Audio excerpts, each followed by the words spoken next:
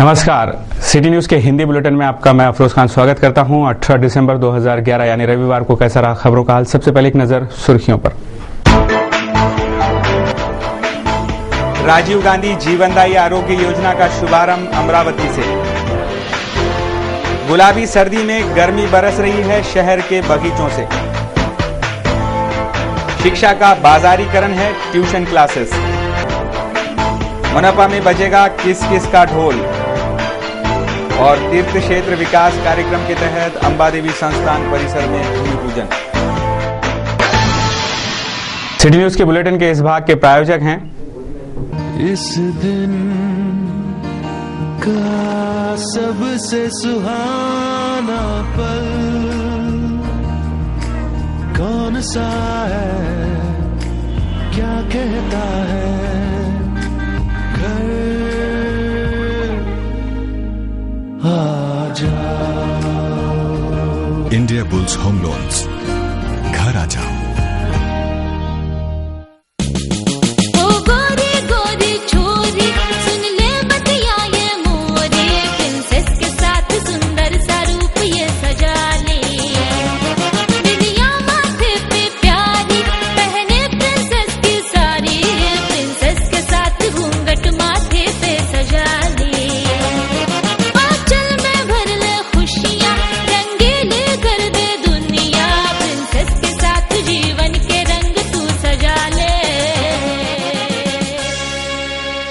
शादी की खुशियां मनाइए प्रिंसेस के संग। डिजाइनर शालू, साड़ी, घाघरा ओढ़नी, पैठनी, ड्रेस मटेरियल, कोट सूट, शेरवानी, जोधपुरी, सारे सपने सजाए प्रिंसेस। प्रिंसेस जयस्तंभ अमरावती।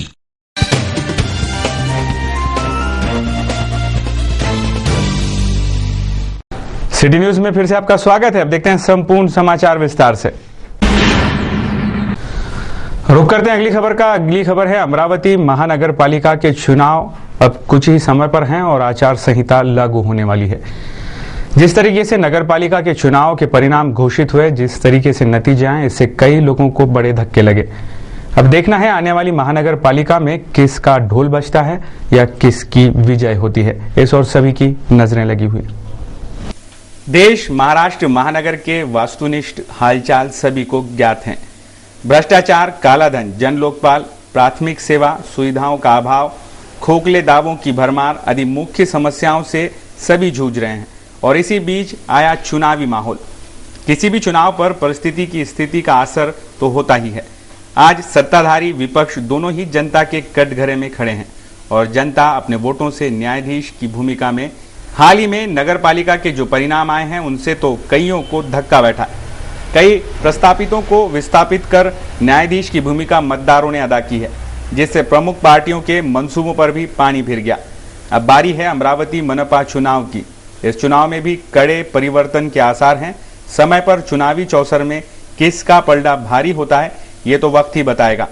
पर नगर पालिका चुनावी परिणाम का अधिकांश असर मनपा चुनाव पर भी दिखाई देगा, ये निसंदेह। इसीलिए ये मजेदार नजारा देखने की इच्छा सभी की है और जिनकी किरकिरी हुई है वो भी आगे ऐसा न हो इसकी तैयारियों में लगे हैं।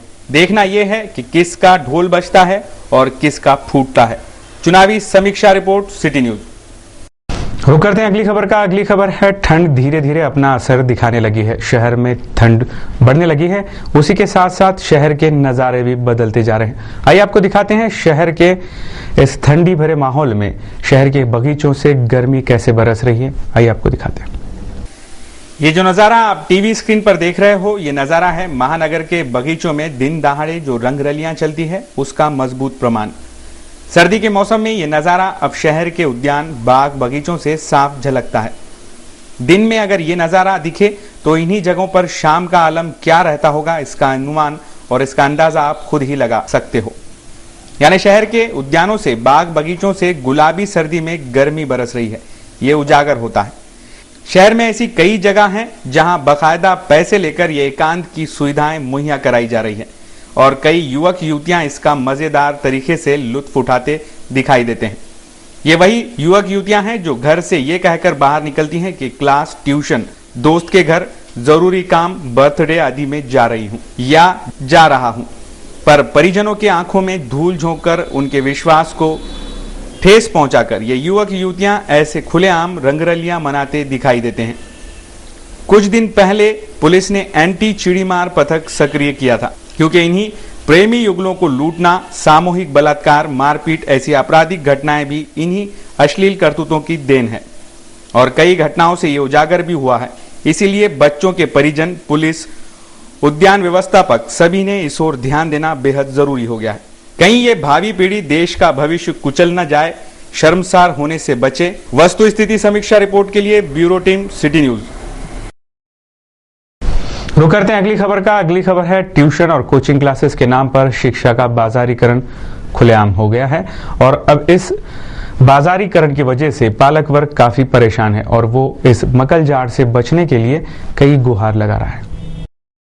शहर में जितनी स्कूलें नहीं हैं, उनसे कई संख्या से ज्यादा ट्यूशन क्लासेस हैं। हर गली मोहल्ले में 4 से 5 ट्यूशन क्लासेस आराम से दिखती हैं।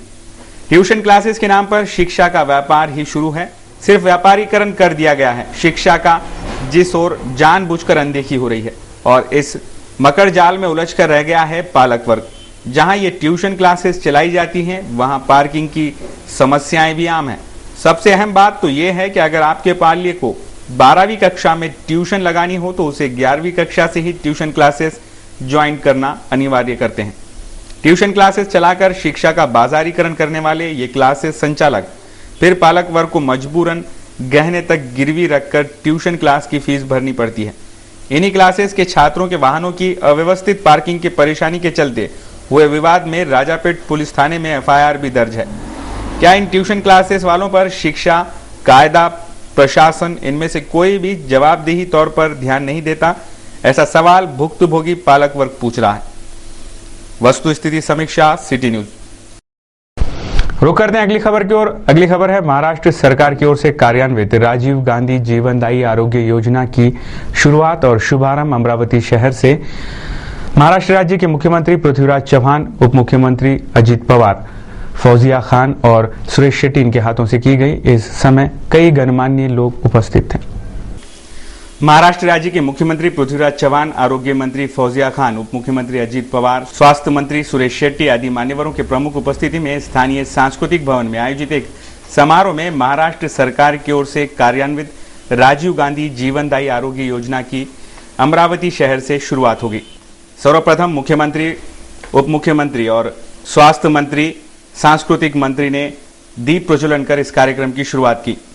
स्वास्थ्य पत्र वितरण समारोह से इस आरोग्य योजना का श्री गणेश किया गया। दरिद्र रेशे के नीचे रहने वाले पीले केसरी अन्नपूर्णा रेशन कार्ड धारक इस योजना का लाभ उठा सकते हैं, ऐसी जानकारी मुख्यमंत्री पृथ्वीराज चव्हाण ने इस शुभारंभ समारोह से दी। महाराष्ट्रातल्या आरोग्याच्या परिस्थितीच्या दृष्टीनं ऐतिहासिक दिवस आहे म्हटलं तरी वाव होणार। परंतु देशात जर आपण पाहिलं तर एवढी महत्वाकांक्षी योजना इतर कुठल्याही राज्याला हाती घेतलेली नाही। महाराष्ट्राच्या एकूण 11.11 कोटी लोकसंख्येपैकी 90% लोकांना सहारा देणारी 2.5 कोटी कुटुंब, प्रत्येक कुटुंबामध्ये सरासरी 5 माणसं जगली तर 10 कोटी जनतेला दिलासा सहारा देणारी योजना आज राज्यात राबवली जात आहे आणि त्याचा शुभारंभ करण्याचा सन्मान आज अमरावती शहराला मिळाला आहे। या योजनेची माहिती आपल्याकडे मंत्री महोदयांनी, उपमुख्यमंत्र्यांनी आपल्याला दिली। कल्पना साधी आहे, ही एक विमा योजना आहे, आरोग्य विमा योजना। ज्या आरोग्य विमा योजनेचा सर्व हप्ता हा महाराष्ट्र शासनातर्फे भरला जाईल। लाभार्थींना 1 रुपया देखील विम्याच्या हप्त्याची रक्कम काही भरावी लागणार नाही। आणि कुठली कुटुंब कव्हर होणार आहे तर नुसतीच दारिद्र्य रेषेखालची कुटुंबच नव्हे तर दारिद्र्य रेषेच्या वरची, परंतु 1 लाख रुपये त्यांचं वार्षिक उत्पन्न आहे अशी सर्वच्या सर्व कुटुंब त्यामध्ये कव्हर झालेली आहे. त्यामध्ये आपल्या सर्वांना एक कार्ड दिलं जाईल. आता जे कार्ड वितरण केलं त्या कार्डमध्ये आम्ही आता तुमचं उत्पन्न किती आहे हे बघायचं काही भानगडीत पडणार नाही. त्याला फार विलंब लागला. आम्ही पीडीएस योजनेची रेशन कार्ड ही आम्ही त्याची मुख्य डॉक्युमेंट मुख्य कागद आम्ही जाहीर केलेला आहे. पण कुठल्या रंगाचं ते रेशन कार्ड पिवळ्या रंगाचं आहे का केशरी रंगाचं आहे, त्यामध्ये किती माणसांचा कुटुंबातला समावेश आहे, त्या सगळ्या माणसांची नोंदणी करून त्या रेशन कार्डचा फोटो घेऊन त्याची छायाप्रती घेऊन त्या कार्डमध्ये छापलेली. तर आम्ही त्यामध्ये काही नावं घालणार नाही, वगळणार नाही. पण त्या सर्व माणसांचा एकत्रित कुटुंबाचा फोटो हा त्या कार्डामध्ये लावला गेलेला आहे. तुम्ही काही कार्डाचे वितरण केले आपण जर पाहिली तर अशा प्रकारची कार्ड ही प्रत्येक 2,05,00,000 महाराष्ट्राच्या कुटुंबाला दिली जाणार. ही नवीन योजना आहे म्हणून सुरुवातीला क्षमता निर्माण झाली पाहिजे. म्हणजे रुग्णालयाची क्षमता निर्माण झाली पाहिजे किंवा कंपन्यांची झाली पाहिजे. त्याकरता लागणारे कॉल सेंटर असतील, रुग्णवाहिका असतील, त्याचे फॉर्म असतील, ऑडिट करायची पद्धती असेल, पैसे कसे द्यायचे ते सगळं नवीन तयार व्हायला. आपल्या आधी आंध्र प्रदेश सरकारनं ही योजना राबवली पण त्याची व्याप्ती इतकी विशाल नव्हती. त्यापेक्षाही पुढे आम्ही जाऊ आणि एका कुटुंबाला एका वर्षामध्ये 1.5 लाख रुपयेपर्यंतचा एक गंभीर आजार झाला तर तो आजार त्याची ट्रीटमेंट त्याचा उपचार फुकटपणे मग शासकीय रुग्णालय असेल, खाजगी रुग्णालय असेल, कॉर्पोरेट रुग्णालय असेल, त्या कुठल्याही रुग्णालयामध्ये तुम्ही निवडा कुठल्या रुग्णालयात जायचं आणि तिथं जर तुम्हाला डेट मिळाली त्या रुग्णालयाने सांगितलं की ठीक आहे आम्ही शस्त्रक्रिया करू नको तर तुम्हाला त्या रुग्णालयामध्ये सेवा घ्यायची संधी मिळणार. त्या शस्त्रक्रियेचा जो काही खर्च येईल तो सगळा खर्च विमा कंपनी देणार. अशी भूतोन भविष्याची अशी क्रांतिकारक योजना आज महाराष्ट्रात आपण आघाडी लोकशाही आघाडी सरकारच्या माध्यमाने आज ही प्रारंभ केली जाते. योजना आम आदमी के लिए क्रांतिकारी साबित होगी, ऐसा आशावाद आरोग्य मंत्री फौजिया खान ने व्यक्त किया. आज एक महत्त्वाच्या कार्यक्रमासाठी आपण सगळे इथे उपस्थित आहोत.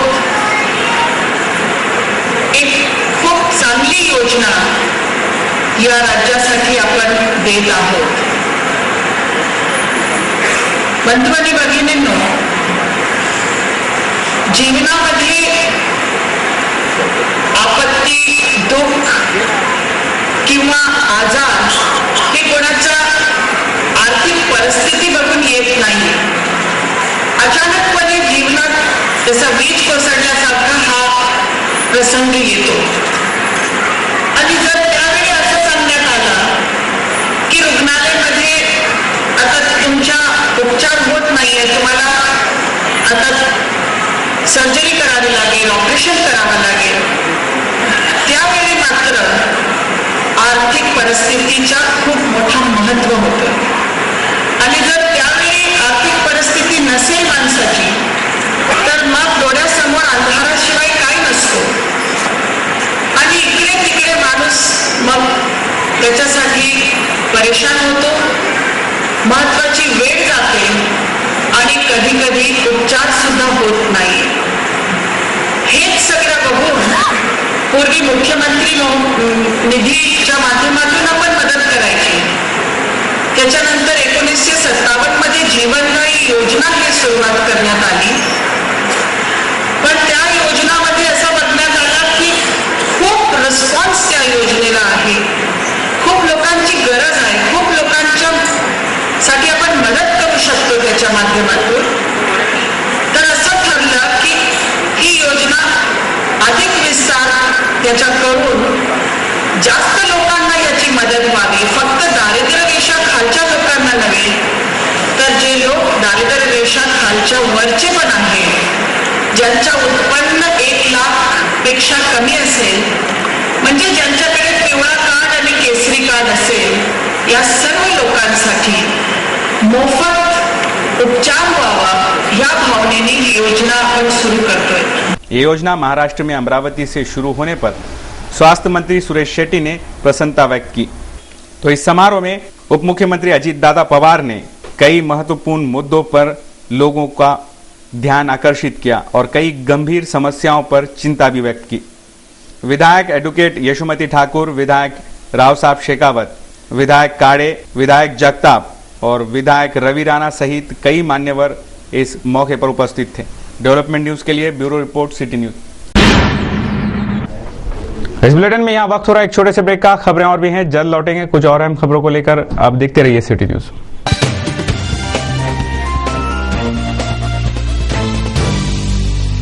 बेटा चहा झाला का? आई भूक लागली. अनु माझा टिफिन. हो देते. आज चहा नाश्ता काही मिळणार नाही. गॅस संपलाय. अरे देवा, यावर काही उपाय आहे का? आहे ना, VSTV ची induction easy cooking machine. Gas पेक्षा स्वस्त व सुरक्षित स्वयंपाक बनवते चुटकीत. ज्योती विरहित असल्यामुळे आग, धूर व शॉक लागायची मुळीच भीती नाही. भांडी काढून घेतल्यास मशीन आपोआप बंद होते. व्होल्टेज कमी जास्त झाल्यास मशीनला काहीच नुकसान होत नाही. ही सुविधा फक्त VSTV ची इंडक्शन इझी कुकिंग मशीनच देते. गॅसची आता गरजच नाही, कारण VSTV ची इंडक्शन इझी कुकिंग मशीन आहे ना. सर्व्हिस सेंटर संपूर्ण महाराष्ट्रात उपलब्ध. VSTV चा लोगो बघूनच विकत घ्या.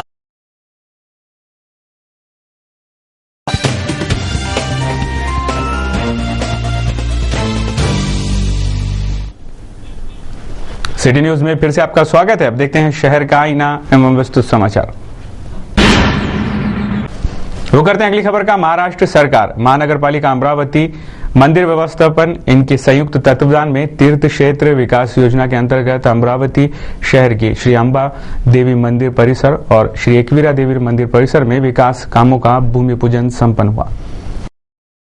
श्री अंबा देवी, श्री एकवीरा देवी मंदिर परिसर के सौंदर्यीकरण एवं विकास कार्यों का भूमि पूजन विधायक राव साहब शेखावत के शुभ हस्ते और महापौर किशोर शेर के उप महापौर शेख जफर, बबलू शेखावत, हुकुमचंद हेडा, प्रदीप शिंगोरे आदियों की प्रमुख उपस्थिति में रविवार की सुबह संपन्न हुआ। तीर्थ क्षेत्र विकास के तहत ये कार्य पूरे होंगे, ऐसी जानकारी इस वक्त विधायक शेखावत ने दी। तो एकवीरा देवी संस्थान के हुकुमचंद हेडा ने इस सौंदर्यीकरण की जरूरत महसूस की। कई गणमान्य मान्यवर भाविक इस अवसर पर उपस्थित थे। धार्मिक समीक्षा, सिटी न्यूज। 125 करोड़ की लागत से अमल में लाई जा रही मोजरी विकास आराखड़ा एवं उपसा सिंचन योजना का भूमि पूजन रविवार को महाराष्ट्र राज्य के मुख्यमंत्री पृथ्वीराज चौहान, उप मुख्यमंत्री अजीत पवार, कुटुंब कल्याण मंत्री सुरेश शेट्टी आदियों की प्रमुख उपस्थिति में संपन्न हुआ।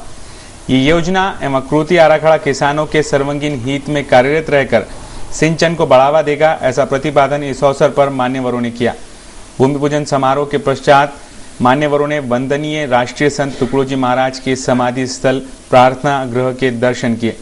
राष्ट्रीय संत तुकडोजी महाराज के संकल्पना से साकार हुए विश्व मंदिर को भी मान्यवरों ने भेंट दी।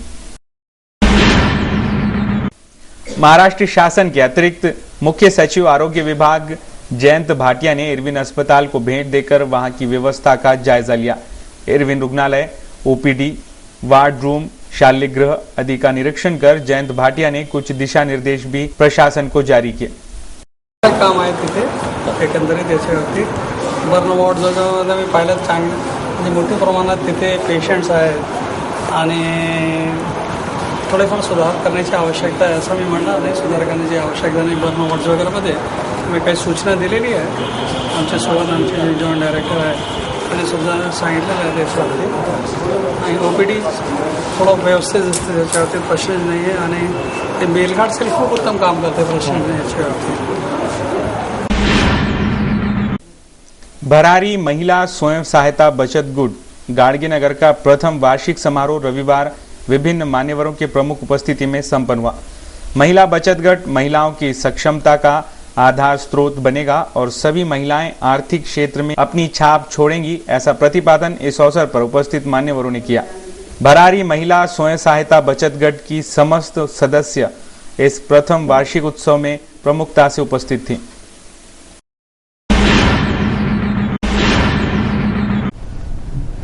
महानगर की कुछ और अहम बड़ी खबरों पर एक नजर। नगर पालिका चुनाव में करारे हार का सामना करने की नौबत शिवसेना पर आई है। कई आंदोलन, जेल भरो दिंडियों के बावजूद नगर पालिका चुनाव में मतदाताओं ने सेना को टिकने नहीं दिया। आखिर ऐसा क्या हुआ कि शिवसेना पर यह नौबत आई? इस सवाल के जवाब में जिले के सांसद आनंदराव अडसूळ ने कुछ बौखलाई प्रतिक्रिया दी। आता जे निवडणुकीचे परिणाम घोषित झाले नगरपालिकांचे, त्यात शिवसेनेला फारसं काही यश आलं नाही अशा प्रतिक्रिया उमटतात. नेमकं आपल्याला काय म्हणायचं आहे विचारायचं होतं मला. आपल्याला नाही यश याचं मुख्य कारण हे आहे, आता लोकांना पैसे घेऊन मतदान करायची सवय लागलेली आहे आणि आम्ही पैसे देऊ शकत नाही. आम्ही काम करू शकतो, आंदोलन करू शकतो. आता आम्हाला ठरवायला लागेल या लोकांसाठी आंदोलन करायची की नाही. एक दिवसामध्ये ह्यांना जर पैसे हवे असतील आणि 5 वर्ष बोंबलत बसायचं असेल, नगरपालिका असो, विधानसभा असो, लोकसभा असो, कुठलीही निवडणूक असो, पैशाने जर मतदान करणार असतील तर आता शिवसेनेला एक विचार करावा लागेल की जनतेसाठी आंदोलन करायची की नाही आपण. म्हणजे जनतेसाठी आंदोलन शिवसेनेनं करायची, जेलमध्ये शिवसेना जाणार आणि मतदान हे दुसऱ्यांना करणार. त्याच्या पैशांनी जर दुसऱ्याच्या हातात नगर सत्ता सगळ्या येणार असतील, नगरपालिकापासून अगदी वर याच्यापर्यंत लोकसभेपर्यंत, आणि सगळे अन्याय अत्याचार सहन करणार असतील तर त्यांना ती सवय झाली असेल तर हा फरक पडतो. आम्ही त्यातला एक भाग आहोत. धरणीकंप होतो त्यावेळी सगळ्यांनाच भोगावं लागतं, चांगल्याला वाईटाला. तसं जे जे काही अन्याय अत्याचार असतील, मग महागाई असेल, भ्रष्टाचार असेल, काय असेल, त्यातले पार्ट आम्ही म्हणून आता राहू. त्याला काय करणार. आणि कसं आहे सर, आता आगामी काही दिवसात अमरावती महानगरपालिका सुद्धा आहे. तर याचे परिणाम अमरावती महानगरपालिकेत झळकतील असं वाटतं का आपल्याला? आता मला स्वतःला असं खरंच वाटायला लागले मनापासून की लोकांना काही देणं घेणं नाही विकासाशी. लोकांना देणं घेणं आहे मेजॉरिटी, म्हणजे सर्व जे काय गोरगरीब ज्याला म्हणतो ना, तर आहे 1 दिवसाच्या पैशाशी मतलब. बाकी काही नाही, मागून घेतात आता पैसे लोक देण्याच्या अगोदर. 1000 केले तर 2000 द्या म्हणून सांगतात. आता असंच जर होणार असेल तर काय त्याला काय त्यांचं नशीब त्यांच्याबरोबर, आमचं नशीब आमच्याबरोबर. आम्ही काय आमची कारण शिवसेनेची मुळात भूमिका आहे 80% समाजकारण, 20% राजकारण. आता आम्ही समाजकारण करत आलोय. आता ते आम्हाला विचार करावा लागेल की आता करायचं की नाही आपण हे समाजकारण. पण कोण लाट्या काट्याचा आम्ही जाळपोळ करायची, बंद करायचा, पोलिसांच्या लाट्या घ्यायच्या, तुरुंगामध्ये जायचं, हेलपाटे कोर्टामध्ये घालायचे. आणि हे कशासाठी, किती दिवस? म्हणजे आपण आता पुढचं पाऊल जो काही उचलणार ते तोलून बोलून उचलणार आहात का? नाही, गेल्या महिनाभरात आम्ही आंदोलनं केली. शिवसेना असेल, भाजप असेल, ज्यांनी त्यांनी आपल्या परीने केली. 2000चं पॅकेज झकमारक सरकारला द्यावं लागलं. एकदम मुख्यमंत्र्यांनी कालच्या प्रेसमध्ये कबूल केलं की आंदोलनाची दिशा वाढत चालली, अनेक ठिकाणी नको ते होत आहे आणि म्हणून आम्हाला पॅकेज द्यावं लागलं. आता ह्याची जर त्याला जाणीव नसेल लोकांना, तेव्हा आम्ही पोटतिडकीने बोलतो आत्महत्या होत्या आमच्या विदर्भामध्ये, ते व्हायला नको. आता तुम्ही पाहिलं ते काम जे आहे ते आम्ही एक पोटतिडकीने करतो. मग तो रेल्वेचं काम असेल, आणखी कुठलं काम असेल, ही सगळे जर साक्षीदार आहात त्याचे. बरोबर. कशासाठी हा करायचा प्रश्न येतो ना. मग ठीक आहे, आता आम्हाला खासदार म्हणून निवडून देतात, आम्ही केलं पाहिजे. माझ्या कार्यकर्त्यांनी का लाट्या काट्या करायच्या? बरोबर. भयंकर आहे म्हणजे लोक काय करत नाही. कसं सर, अनपेक्षित निकाल लागले. जसं दर्यापूर आपला मतदारसंघ होता, अभिजित अडसूळ तिथले आमदार आहेत, आपण स्वतः खासदार आहात, जरी आपण बाहेरून आले असले तरी आपल्याला लोकांनी निवडून दिलं. तोडून त्या ठिकाणी गेलो, प्रचार केला, सभा घेतल्या, लोकांच्यापर्यंत पोहोचलो, घराघरापर्यंत पोहोचली माणसं आमची. वातावरण असं होतं की आमचे कमीत कमी त्या ठिकाणी 9 तरी येणार, 8 ते 9 येणार. बरोबर. त्याने एक पण नाही म्हटल्यानंतर काय करायचं, कारण आम्ही भिकारी आहोत, आमच्या काय त्यांना त्या दिवशी मिळणार नाही, असाच अर्थ होतो. बरोबर सर. सत्तेचा नाही हा प्रश्न, खरं सांगतो. आम्हाला विकास करायला सत्ता हवी, एवढ्या पलीकडे आणखी काही नाही आहे आणि आम्ही करू शकतो हे दाखवून दिलं. वरुडला तुम्ही पाहिजे, आज सुदैवाने वरुडला नाही म्हटलं तर सत्तेच्या जवळ नेऊन ठेवलं तिथल्या लोकांनी. शिवसेना के सांसद ने ऐसा कहने से उनकी बौखलाहट साफ झलक गई। अब मनपा में क्या होगा ये वक्त ही बताएगा। इसी विषय पर शिवसेना के सुधीर सूर्यवंशी से पूछा गया तो उन्होंने भाजपा सेना रिपाई युति के अभाव में ये हार होने की प्रतिक्रिया दी। नमस्कार सुनील। नमस्कार। हाल ही में जो नगर परिषद के चुनाव हुए उसमें कुछ जगहों पे यूं कहे कि लगभग सभी ठिकानों पे शिवसेना को भारी क्षति पहुंची, इसका क्या कारण मानते हैं आप? महत्व का कारण तो आप देखेंगे तो हर एक जगह पे अपक्ष इंडिपेंडेंट कैंडिडेट चुन के आए हैं। इसका मतलब ऐसा है कि जनता को अभी पार्टियों पे विश्वास नहीं रहा है, कि कांग्रेस राष्ट्रवादी की सरकार देने के बाद में भी उन्होंने विश्वासघात किया है। और महत्व की बात, हमारी अमरावती जिले के बारे में अगर सोचे तो शिवसेना भाजपा की युति न होने के कारण उसके वोट डिवाइडेड हुए, और वोट डिवाइड होने के कारण ये हमारे को क्षति पहुंची है। जैसे कि जिले में अपने खासदार पावरफुल है, और उसके बाद में दरियापुर में कुछ भी वोटिंग नहीं पड़ी वहां पे, जबकि अभिजीत अड़सुल अच्छा खासा वो रखते हैं। तो नहीं, दरियापुर के बारे में तो ऐसा है, अभिजीत अड़सुल जी का बहुत अच्छा काम है, खासदार साहब का भी बहुत अच्छा काम है, लेकिन वहां पे जो भाजपा से हम युति करने वाले थे, लेकिन भाजपा की जो अभी वहां की धुरा जो है वो आमदार भारसाकड़े के हाथ में देने के कारण, और भारसाकड़े ने शिवसेना त्यागने के बाद में जब वो वापस कांग्रेस गए, कांग्रेस से फिर अभी भाजपा में आए, तो जनता का बहुत भयानक रोष था। भाजपा को वहां पे ना अंजनगांव में एक सीट मिली, कि जो कि भाजपा को भारसाकड़े आने के पहले 5-6 सीट अंजनगांव में थी, भाजपा का नगराध्यक्ष अंजनगांव में था, लेकिन भारसाकड़े का प्रवेश से पूरी जनता नाराज हुई है। जनता का ये रोष था कि आज भाजपा में वो है, कल शिवसेना के भरोसे और सेना में आ जाएगा। ये एक रोष के कारण ये सब हुआ है, काम का इसमें कोई इफेक्ट नहीं है। कहीं ऐसा तो नहीं कि नियोजन में कुछ खामी लगती हो जिसके कारण दूर भुगतना पड़ा हो? नहीं, नियोजन में खामी ऐसी थी कि हमारा भाजपा सेना का युति होगी, ये विषय से सब लोग तैयारी में थे, वैसे सब प्लानिंग हो गया था। एंड टाइम पे भाजपा की तरफ से निगेटिव हमको ये मिला और उन्होंने रिस्पांस नहीं दिया, भाजपा ने युति नहीं किया, क्योंकि वहां की जवाबदारी जिन पे दिया था अचलपुर, अंजनगांव, सुरजी और दरियापुर, ये 3 की जवाबदारी उन्होंने आमदार भारसाकड़े भी दिया था, और उन्होंने साफ मना किया कि हम युति नहीं करते हैं जहां हमारी सीट थी, और उसके कारण सेना भाजपा का जो कोटा था, जो कोटा के भरोसे आमदार अभिजीत जी आमदार बने हैं, वो डिवाइड हो गया। वो डिवाइड होने से हम गिर गए। इसका असर अभी आने वाली महानगर पालिका चुनाव भी बहुत जल्दी आने वाले हैं, क्या उसका असर इधर भी पड़ेगा?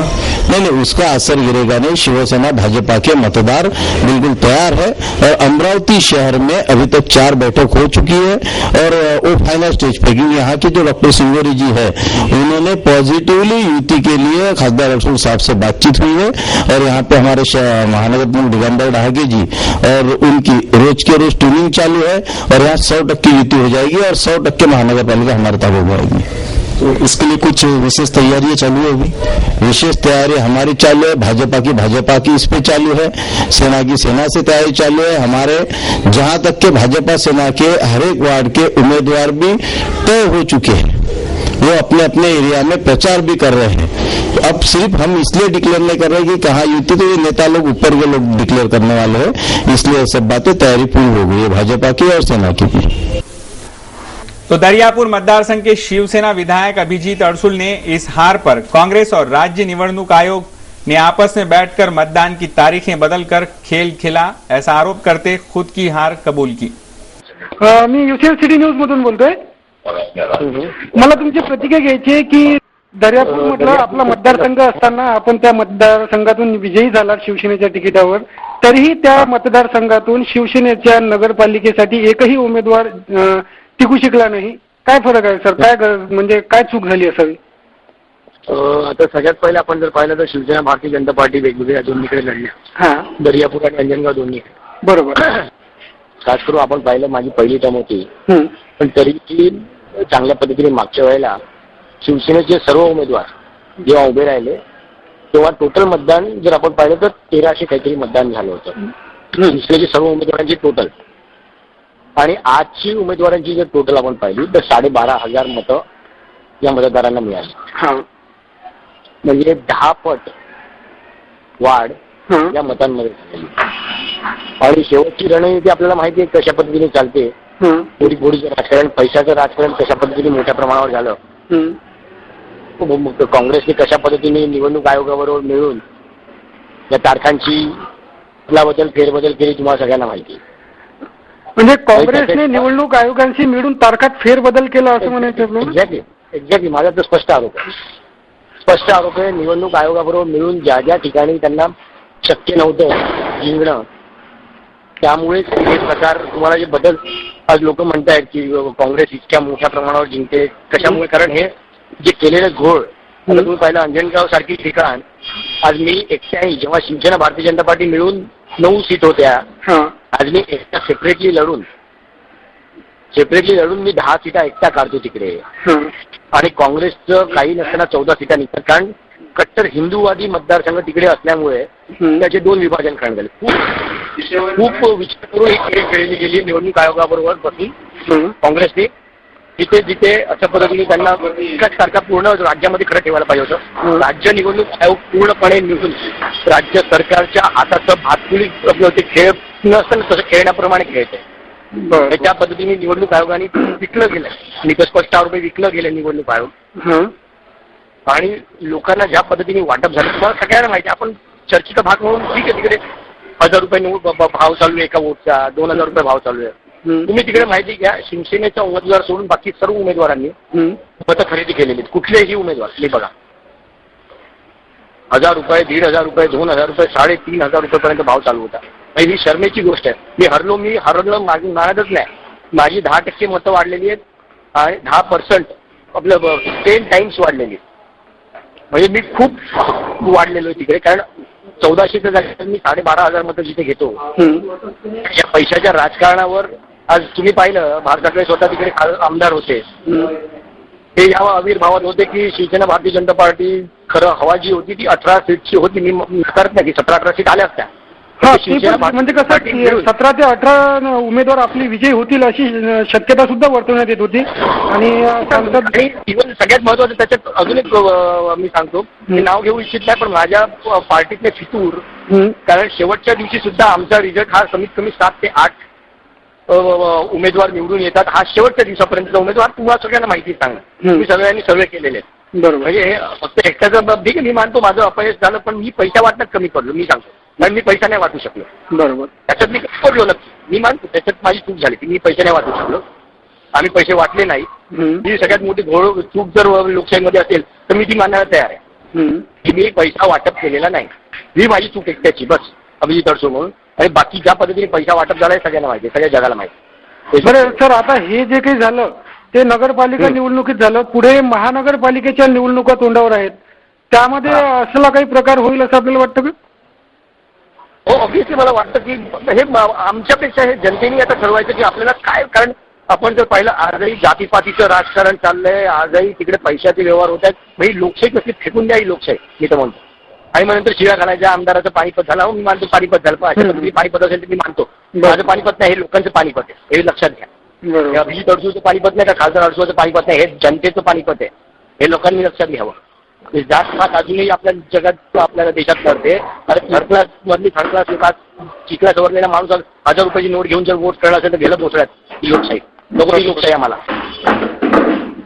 अशी थर्ड क्लास लोकशाही मी तर धिक्कार करतो अशा लोकशाहीचा. जर पैशावर जर वाटप करून जर अशा पद्धतीने देणार असतील आणि लोक देणार असतील तर मी मानतो पाणीपत झालं, गेलं पाणीपत गेलं बोलत, मला नाही फरक पडत अशा पाणीपतचा. मी पाणीपत माझं नाही मानत, हे जनतेचं पाणीपत आमचं मानली.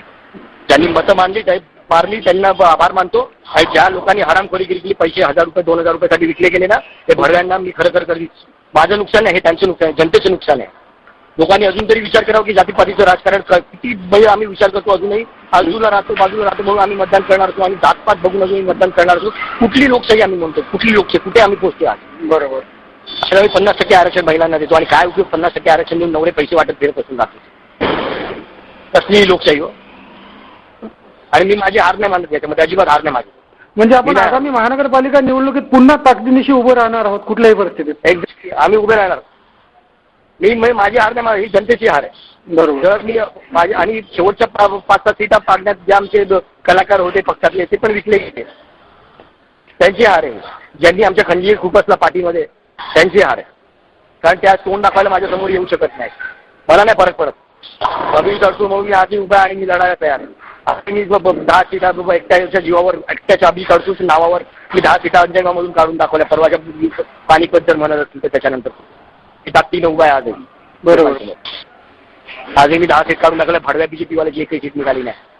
स्वतःची मस्ती त्यांची उतरली असेल तर त्यांना आता कळेल.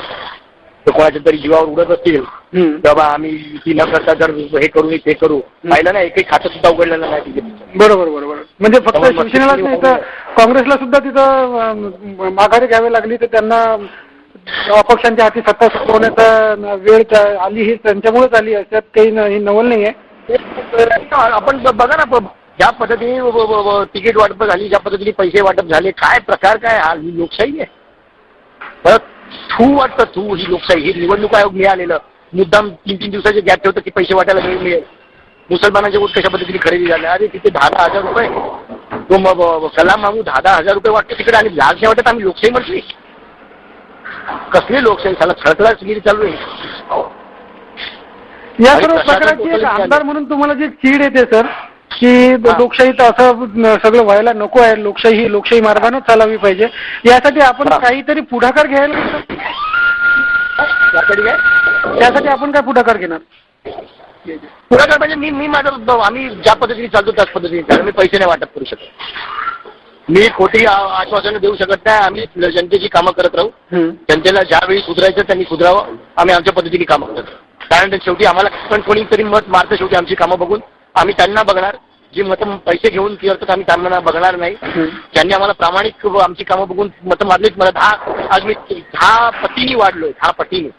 आणि त्यामुळे माझं जर तुम्ही पाहिलं असेल, ज्या मागच्या निवडणुकीमध्ये आमची मतं आमच्या लोकांना 11 मतापासून सुरू झाली, त्या 500 मतं माझ्या उमेदवारांनी घेतले आणि 2 नंबरला राहिलेले. त्यामुळे अभिजित अडसूचं पानिपत मी नाही मानत पाहिजे. उसी तरह दिनेश बूब ने इस हार के लिए प्रतिनिधित्व कर रहे मुखिया को जिम्मेदार ठहराया.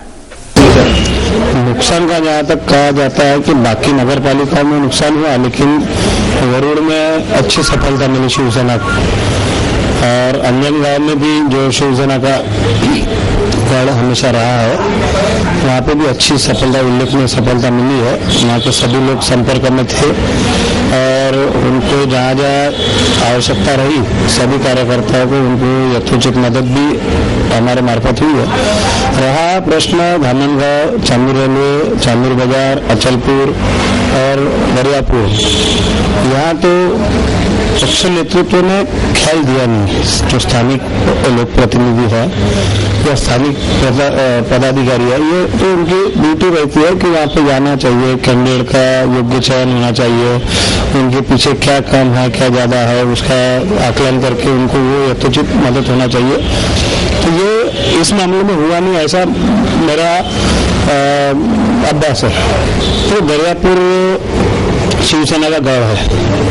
अखिल भारत सगळे वहाँ आमदार थे उस वक्त, 100% संख्या में सीटें आई थी चुन के. इसका मतलब वहाँ शिवसेना को वोट देने वाला वर्ग डेफिनेटली है. उसके बाद में वहाँ से परंपरागत एक साधी टर्म छोड़ दिया तो शिवसेना की ही विधानसभा में सीट चुन के आई है. जिला परिषद में अच्छा वहाँ पे सपोर्ट रहा है. तो ऐसा होना तो नहीं चाहिए था. स्थानिक आमदार का कर्तव्य है कि वहाँ पे ठान मान के बैठे, जिसको मराठी में बोल ठान मांडून बसून जागा निवडून आणला. जैसे बच्चू कडू नहीं खेला, जैसा अरुण वाडसर नहीं खेला, जैसा डॉक्टर बोंडे नहीं केला, तसं ठाण मांडून बसायला पाहिजे. आणि खूप स्पर्धात्मक झालं आहे आजचं राजकारण, अतिशय स्पर्धात्मक झालेलं आहे. त्याच्यामुळे आपण उंटावून शेळ्या हाकलण्याचा प्रकार झाला नाही पाहिजे. मुंबईमध्ये बसलो आहे, नागपुरात बसलो आहे आणि फोनवर कोणी मतं देत नसतात. मतदारांचा विश्वास कमवावा लागतो, मतदारांना आपल्याचं वाटलं पाहिजे आणि तेव्हा मतदार मत देतो. हे याच प्रकरणात झालेलं दिसून नाही राहिलं प्रथम दर्शनी. ऐसा ही कई बौखलाहट भरी प्रतिक्रियाएं दी गई. इस विषय संदर्भ में सभी पहलू पर चर्चा देखिए चुनावी चौसर में.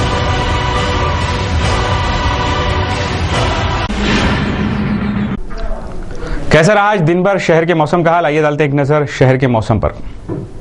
रविवार को शहर का अधिकतम तापमान 29 डिग्री सेल्सियस आंका गया, जबकि न्यूनतम तापमान 16 डिग्री सेल्सियस रहा. रविवार को शहर की ह्यूमिडिटी का परसेंटेज 30% रहा, जबकि सोमवार को भी शहर का अधिकतम तापमान 29 डिग्री सेल्सियस और न्यूनतम तापमान 16 डिग्री सेल्सियस रहने की आशंका मौसम विभाग जता रहा है.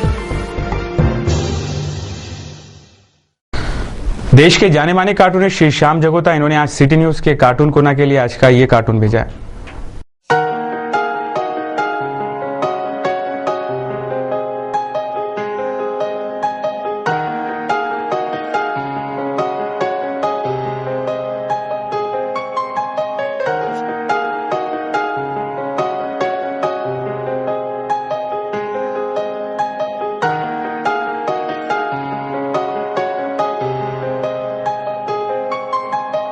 तो ये थे अब तक के समाचार। एक बार फिर से नजर डालेंगे आज की हेडलाइंस पर। राजीव गांधी जीवनदायी आरोग्य योजना का शुभारंभ अमरावती से। गुलाबी सर्दी में गर्मी बरस रही है शहर के बगीचों से। शिक्षा का बाजारीकरण है ट्यूशन क्लासेस। मनपा में बजेगा किस किस का ढोल। और तीर्थ क्षेत्र विकास कार्यक्रम के तहत अंबा देवी संस्थान परिसर में भूमि पूजन। सिटी न्यूज के बारे में आप अपने सुझाव एवं विचार हमें भेज सकते हैं हमारे इस पते पर। हमारा पता है सिटी न्यूज कार्यालय, धनराज लाइन, सक्कर 7, अमरावती। हमारा फोन नंबर है 25638333। इस समाचार के माध्यम से हम आपको देते रहेंगे शहर की तरोताजा खबरें। तो सिर्फ देखते रहिए सिटी न्यूज चैनल। हर घंटे होती रहेंगी नए नए खबरों के साथ फिर मुलाकात। देश और दुनिया की खबरों को देखने के लिए आप लॉग ऑन कर सकते हैं www.citynews.net.in पर। सिटी न्यूज पर आप लगातार खबरें और समाचार देख सकते हैं। आप हमारे साथ फेसबुक और ट्विटर पर भी जुड़ सकते हैं। लेते हैं आपसे इजाजत। इन समाचारों में बस इतना ही। कुछ देर बाद मराठी समाचारों का आप लुत्फ उठाइए। लेते हैं आपसे इजाजत। बहुत बहुत धन्यवाद।